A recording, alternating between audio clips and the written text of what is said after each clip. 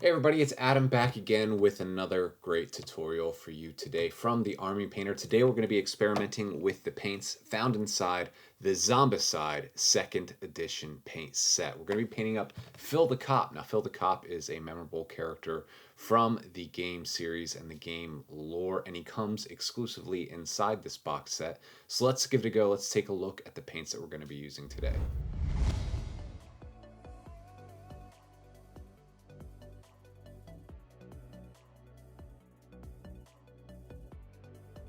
I'm going to be doing my best today to follow along with the artwork on the box on this Zombicide 2nd Edition paint set box art. So let's take a look here. You can see that he's got some brown trousers. It looks like an almost yellow shirt, some green.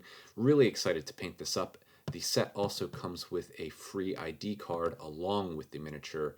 I think that this is fantastic. I'm really excited to get started here today. So go ahead, grab your favorite brush, some clean rinsing water, and your wet palette. You guys know that I love to use mine, and let's get started. Before I get started, let's talk a little bit about the brush that I'm going to be using. This is going to be basically a tabletop-ready tutorial. So for the majority of this tutorial, I will be using our Wargamer Regiment brush. And the reason I like to use this brush is that because it is a bit larger, it has a little bit more bristles to it. It holds a bit more paint, but it does hold a very fine tip, so you can get in there for those more detailed areas like we're about to do now.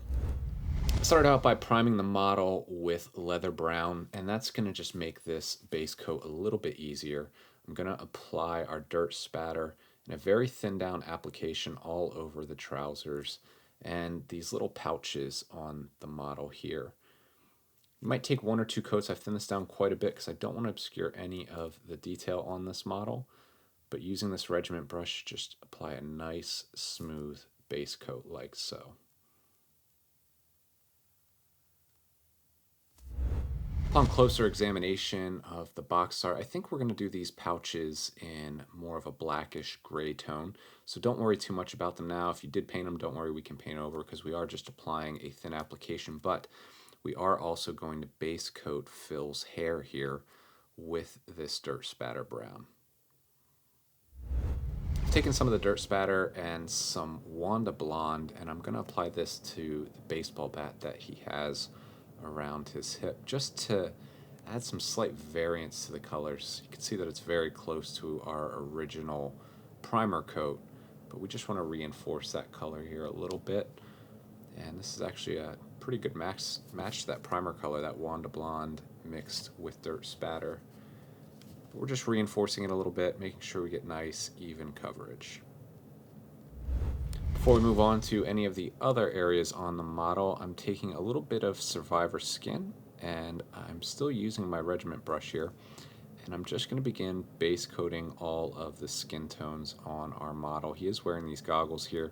It's okay if you paint over top of the goggles because we will come back and touch that up later in the later stages. So I've just thinned down a little bit of this Survivor Skin, and I want to apply this all over the flesh tones on the model here. You also want to get his neck down here, and at this point it's okay if you paint on top of the shirt. That's why we're doing this first before we paint the shirt, because you could always come back and clean those lines in when we paint in that portion of the model.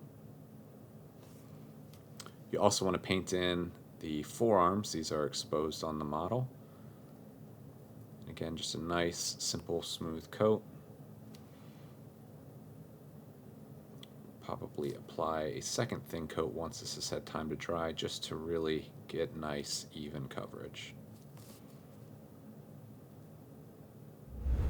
I'm just moving on to my character brush because there's just a little bit of Phil's white undershirt showing here, and I just want to pick that out with a little bit of our pale white from the Zombicide 2nd Edition paint set. At this stage, if you do paint over top any of the other areas, it's a great opportunity for you to go back and clean it up. So you can see I'm getting just a little bit of this on that strap to his gun. That's okay, because once that's had time to dry, I'll just go back and clean that up with a little bit of our dirt spatter. Moving on, we're going to base in all of the shirt on Fill the Cop, and for this we are using Zombie Skin. This is a 100% color match to the Army Painter War Paints Skeleton Bone. So I'm just very simply going to apply a nice smooth coat. And you know what, while I'm here, I'm going to base in the vest that he's wearing. He's wearing this bulletproof vest, it looks like. We're going to be painting that green in later stages, but by applying this skeleton bone, it's just going to give us a nice base coat to paint in those greens later on. So just very carefully go around the model, work your way around Phil, find his collar here, and go ahead and apply in just a nice smooth base coat. There's pretty good coverage with this color, but I'm just going to recommend, as always, to apply a second smooth coat just to make sure that you have nice, even coverage. With that zombie skin complete, I'm just going to move on to painting in the vest, and you can see how by that application of zombie skin, it makes this application of green, we're using moldy clothes from the Zombicide 2nd edition paint set, just a little bit easier. Just makes that first base coat a little bit easier because of that brighter tone underneath. I will be applying 2 very thin coats here, and just careful not to undo any of your work, but again, at this stage we haven't applied any washes yet. If you do paint a bit outside the lines, it's okay, because you can go right back and touch up those colors with the base paint. So I'm just following this tactical vest that he's wearing, and I'm going to apply moldy clothes to it. This is going to be a really sharp model when we're finished. In this tutorial, we're just going to take you to the tabletop standard level. So that's just going to be base coating and applying a wash, and we'll come back in another video and show you some more advanced techniques if you really want to impress your friends come game night.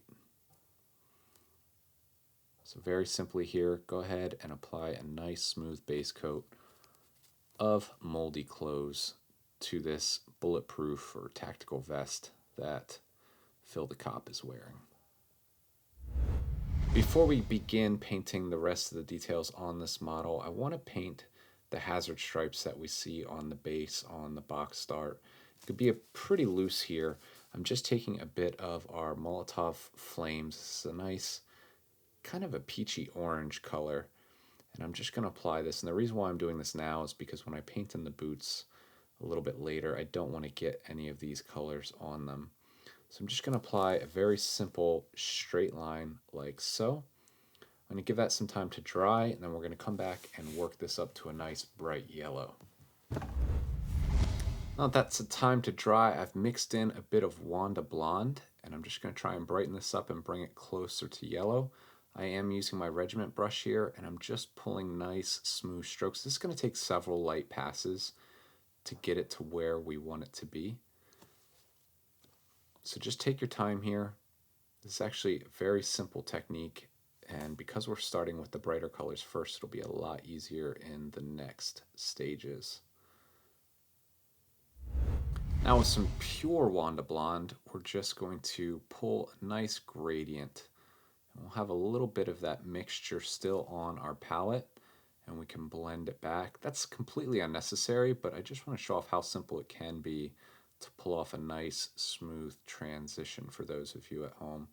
So I'm working with thin down paints here, and I'm just pulling nice smooth brush strokes. Then I'm going to go back to our 50-50 mixture and just pull them back together, and this will bring us to a nice smooth gradient from that more orangey fire yellow to the brighter yellow up front. Now we're just going to take a bit of Filthy Soup mixed in with Dead Black, and we're just going to pull the outlines for these hazard stripes.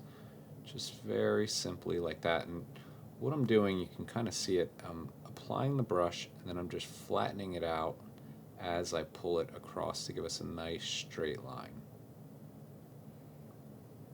Repeat that process on the other side. I'm just going to take the model and move it around slightly in my hands here just so I can get a good angle to pull this nice straight line. You can see that I'm just pulling the bristles almost flat when I apply this line like that.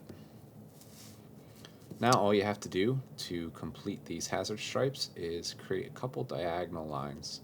And you're going to want to space these out as evenly as you can, just very carefully, like so.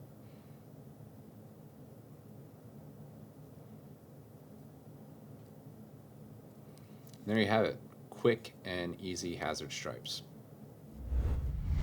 Now, if you're like me, you like to weather things a little bit and make it look a little bit more natural, you can just take a dry brush. I'm using a hobby dry brush here, and I'm just going to apply just some stipples to the hazard stripes to make it look as if they've been worn off and weathered over time. Almost as if the paint's been chipping off the surface of the asphalt or whatever this surface might be. I've gone ahead and painted the rim in black, and I'm just going to repeat the same stippling technique just on the outside of the rim of the base, just to add some nice visual interest here.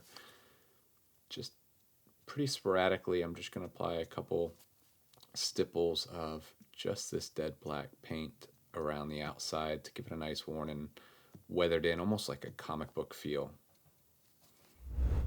We still have some of that Wanda Blonde on our palette. I'm going to go ahead and paint in the inside of this badge that he's wearing on his shoulder. I probably should have done this a little bit earlier, but I didn't realize that Phil was smiling. He's kind of gritting his teeth, so I'm going to apply some of that dead white, that pale white, excuse me, to the teeth inside of his smile. If you do paint a little bit outside the lines like I just did there, you can just go back, rinse your brush, get some of that survivor skin, and just reestablish that base tone. Just clean it up. Now we're going to go and mix a little bit more black into that filthy cape, that gray mixture that we used on the base. And the reason that we're not painting with a just pure black here is because we do want to apply a wash so that we can bring out some of the definition on these areas that we eventually want to appear black. So I'm going to paint the areas like his boots here, and he's got these nice fingerless gloves. So very carefully I'm just going to block those in like so. And we're also going to base in all of the straps that he has remaining and pouches like here. And very carefully we're going to pick out the outline of the pouch on his shoulder. I'm just using the very edge and very tip of my brush. My paint is watered down, so I have superior control here. I'm going to leave some of that yellow, that Wanda Blonde, in the inside to really bring out the definition of his badge. Going back to our zombie skin, and we're just going to apply a little bit of this to the handle of this baseball bat. It's got a little bit of a wrap detail on there. So just apply that very simply like so. Now we're going to finish off our base coats with an application of machine gun metal to all of the metal areas on the model. I've just thinned this down with a little bit of water like so. So I'm going to apply this to the barrel of his shotgun. Some of the other areas that you're going to want to look out for. He's got some chains here wrapped around his belt holding up this baseball bat, so you won't want to forget those here as well. And also his sunglasses. So just very carefully apply these over top of the detail of these sunglasses that he's wearing. Remember, if you do mess up a little bit here and you paint outside the lines, you can always go back and reestablish your base tones. We have not applied a wash yet. We're going to save that for last. So don't hesitate to really go after these details and try and pick them out. You can always, like I said, clean them up later. With all of the metals completed on our Fill the Cop model, all of the base coating is done. And for the last steps in this tutorial, and again, this is a tabletop ready tutorial, we are going to be applying some washes. Now the washing technique and our quick shade washes are designed to flow over the raised areas of the model and into the recesses to add some realistic depth and shading. So let's get right to it. We're going to start by applying some of the flesh wash to all of the flesh and exposed skin on the model here. So I'm just going to apply this pretty loosely over the model, and as it works its way around the model, I will use my brush to begin to wick it away a little bit because we don't want it collecting too much in one area. If it ever does, just like down here, what I'm going to do is I just dab my brush off a little bit on my clean rinsing paper, or paper towel I should say, not rinsing paper. And then I'm going to go back and I just kind of wick it away with that dried brush. So I'm going to take my time here. I'm going to apply this all over the flesh tones on the model.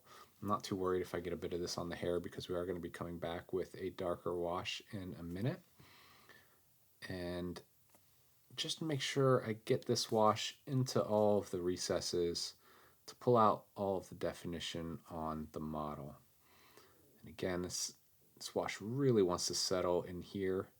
So I'll just kind of hold the model like this. There's a nice little trick. If it's working its way too far down there, you can just take your brush and hold the model level like so, and that'll allow the wash to start to dry up on a pretty flat and even plane.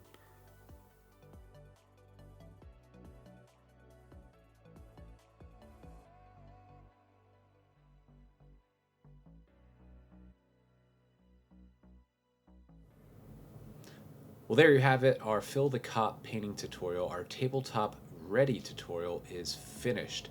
And it really is simple to get your models ready for the tabletop, to bring some life to them by applying simple base coats and a wash to give them realistic depth and shading. Now I hope that you enjoyed this tutorial as much as I enjoyed painting up this model for you today. Remember that the magic in miniature painting is that it can be as simple or as challenging as you'd like it to be, but with the right techniques, you're sure to achieve some great results. Be sure to pre-order the Zombicide 2nd edition paint set. It's going to be in stores real soon. We'll see you next time.